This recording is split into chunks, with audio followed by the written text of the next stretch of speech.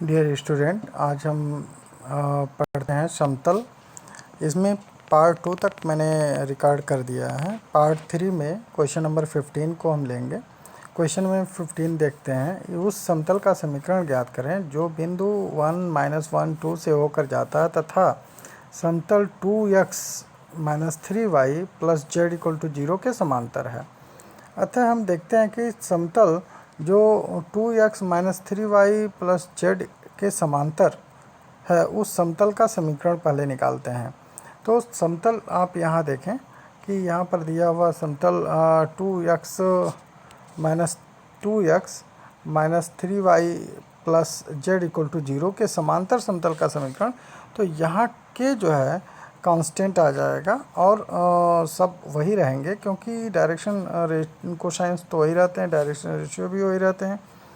तो अब देखते हैं समीकरण एक, जो बिंदु 1 -1 और 2 से होकर जाता है, उनके लिए जो है इस इक्वेशन को सेटिस्फाई करना आवश्यक होगा। यानी कि इस इक्वेशन में बिंदु के जो है निर्देशांकों का मान रखेंगे तो वह k की वैल्यू निकल जाएगी। तो अब देखते हैं, यहाँ पर 2 × 1 2 हो जाएगा, 3 - 1 3 हो जाएगा, और +2 और +k = 0, यानी कि 7 + k = 0, यानी कि k = -7। अतः समीकरण 1 से अभिष्ट समतल का समीकरण जो होगा वह k की वैल्यू जो है हम यहाँ पर रखेंगे। k की वैल्यू -7 है और हम समीकरण 1 में रख देते हैं। तो k की वैल्यू -7 रखने पर जो अभिष्ट समीकरण हमें प्राप्त होगा वह 2x - 3y + z - 7 = 0 होगा।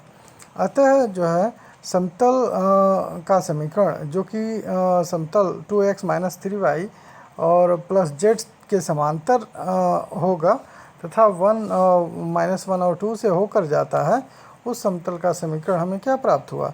2x - 3y + z - 7 = 0 प्राप्त हुआ। ठीक है। और इसके बाद क्वेश्चन नंबर 16 हम देखते हैं। क्वेश्चन नंबर 16 में दिया हुआ बिंदु 1 1 1 तथा 2x - 4y + 3z + 5 = 0 और x + y - z = 6 समतल को प्रतिच्छेद रेखा से होकर जाने वाले समतल का समीकरण ज्ञात करें। तो यहाँ पर हम देखते हैं, यह प्रतिच्छेद रेखा से जाने वाले समतल का समीकरण पूछ रहा है। यानी कि इन समतल के समीकरण में, जैसे यहाँ समतल का समीकरण एक दिया हुआ, दूसरा यहाँ दिया हुआ, तो प्रतिच्छेद रेखा से जाने वाले समतल का समीकरण ज्ञात करना है। तो आप जानते हैं कि जब प्रतिच्छेद रेखा के से जाने वाले समतल का समीकरण निकालते हैं तो हम पहला समतल का समीकरण प्लस लैम्डा टाइम्स दूसरे समतल का समीकरण 0 के बराबर रख देते हैं। तो यहाँ पर यह जो है प्रतिच्छेद रेखा से जाने वाले समतल का समीकरण प्राप्त होता है यदि हम लैम्डा का मान यहाँ पर पुट कर दें निकाल कर। तो लैम्डा का मान क्या होगा? अब यहाँ पर देखते हैं कि यह बिंदु 1 1 1 से होकर जाता है। तो अगर 1 1 1 से होकर जाता है तो यह इस इक्वेशन को, इस समतल के प्लेन को सेटिस्फाई करेगा, यानी कि उसे संतुष्ट करेगा। तो इसका मान जो है x y z की जगह पर रख देते हैं।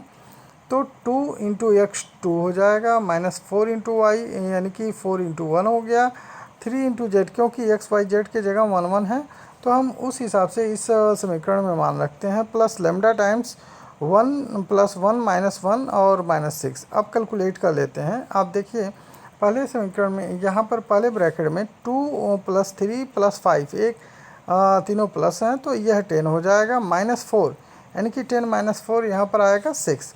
और जबकि दूसरे ब्रैकेट में है 1 + 1 - 1 -6, तो -1 - 6 -7 होगा और 1 + 1 2 होगा, तो -5 यहाँ पर आ जाएगा।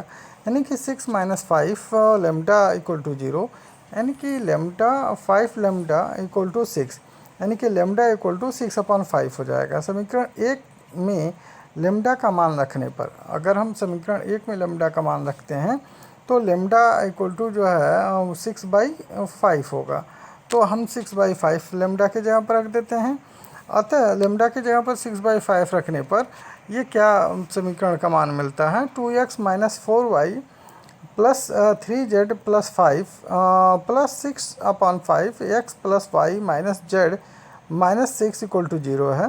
तो अब चूँकि इस इक्वेशन में 5 से हम मल्टीप्लाई करते हैं थ्रू आउट, तो ये 6/5 कट जाएगा और फिर 5 से मल्टीप्लाई करके हम देखते हैं कितना प्राप्त होता है हमें, यानी कि 5 2 = 10x minus 4 5 = 20y plus 5 3 = 15z plus 5 5 = 25। ये जो है पहले ब्रैकेट का हो जाएगा, जबकि दूसरे ब्रैकेट में 6 मल्टीप्लायर है, तो 6 से मल्टीप्लाई करेंगे तो 6x plus 6y minus 6z minus 36 equal to 0 होगा।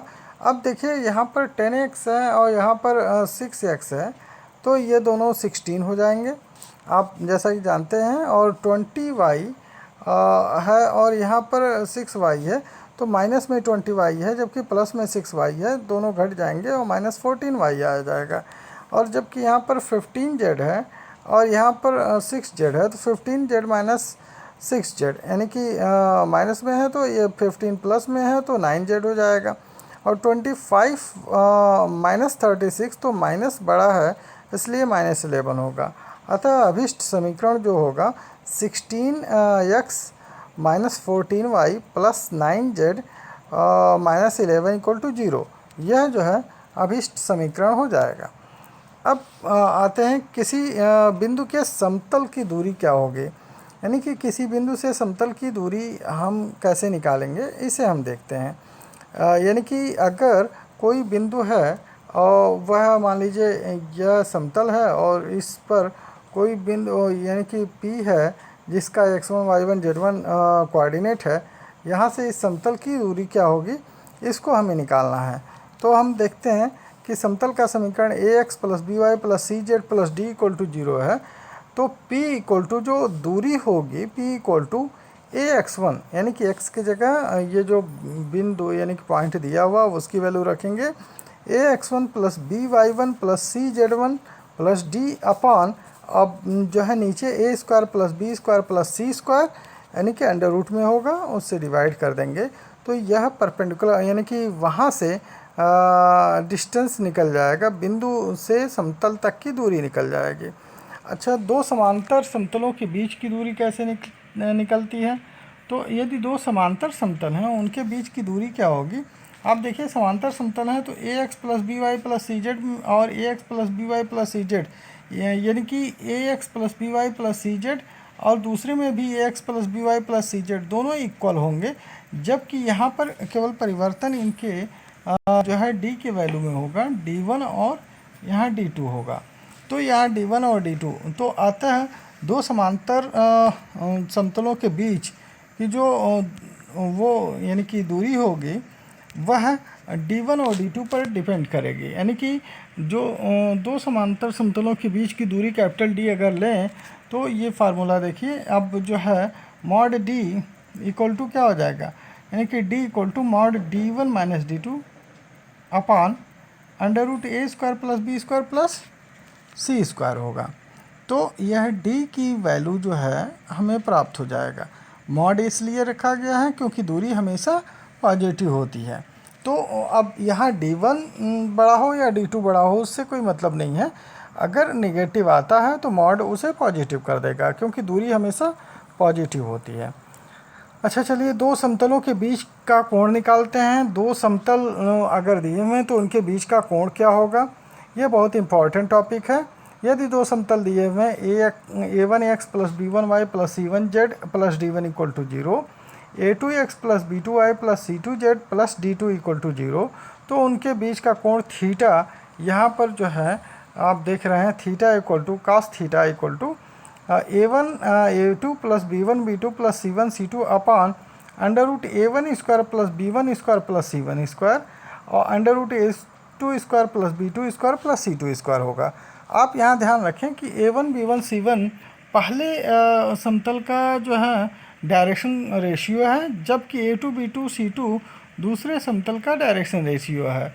अब उन्हीं डायरेक्शन रेशियो से ही जो है हमें यहाँ पर एंगल कास थीटा के रूप में निकालना है और फिर थीटा निकालने के लिए हम cos इनवर्स का लेंगे। ठीक है, तो यहाँ पर ये फार्मूला आपको याद रखना होगा कि cos theta equal to a1a2 plus b1b2 plus c1c2 upon under root a1 square plus b1 square plus c1 square under root a2 square plus b2 square plus c2 square. चलिए अगला हम देखते हैं कि cos थीटा अगर धनात्मक में आता है, ये बहुत इम्पॉर्टेंट टॉपिक है कि अगर इसमें cos थीटा जो निकालते हैं उसका मान अगर धनात्मक आता है तो ये न्यून कोण होगा। कौन सा कोण होगा? न्यून कोण होगा दोनों समतलों के बीच। अगर cos थीटा का मान ऋणात्मक आता है तो ये अधिक कोण होगा, यह अधिक कोण बताता है। ये बहुत ही इम्पॉर्टेंट यानी कि यहाँ पर टॉपिक है। आप ये ध्यान रखें कि कब न्यून कोण बनेगा और कब अधिक कोण बनेगा। तो cos थीटा जब धनात्मक आएगा तो न्यून कोण बनेगा और cos थीटा जब ऋणात्मक मान देगा तो ये जो है अधिक कोण बनेगा। चलिए पहला इसका देखते हैं कि अगर थीटा π/2 हो अर्थात समतल परस्पर लंब हो, अगर एक दूसरे के लंबवत हो समतल, तो उसमें क्या होगा? उसमें a1a2 plus b1b2 plus c1c2 equal to 0 होगा, क्योंकि cos 90 डिग्री की वैल्यू 0 होती है। cos 90 डिग्री की वैल्यू यहाँ देखिए 0 होती है। तो अगर ये वैल्यू 0 होगा इसका मतलब है कि इसका न्यूमरेटर 0 होना चाहिए। ठीक है, यानी कि a1a2 plus b1b2 plus c1c2 क्या होगा? 0 होगा। अतः इसी जो है फार्मूले से यहाँ पर कंडीशन लाया गया है।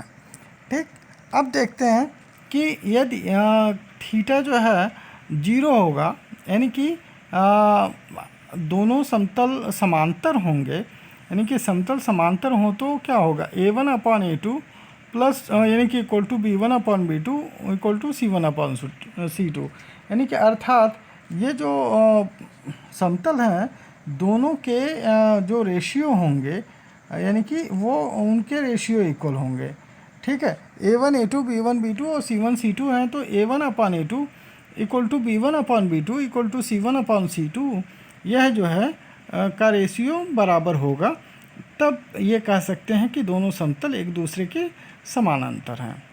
यदि दोनों समतल के समीकरण लंब रूप में लिखे हों, तो लंब रूप में लिखे होते हैं तो L1x plus M1y plus N1z equal to P1 होगा, L2x plus M2y plus N2z equal to P2 होगा।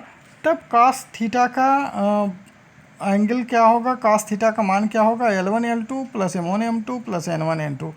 उसी तरह से है जैसे a1a2 b1b2 c1c2 होता है, लेकिन वो डायरेक्शन रेशियो होता है, डायरेक्शन कोसाइन होता है।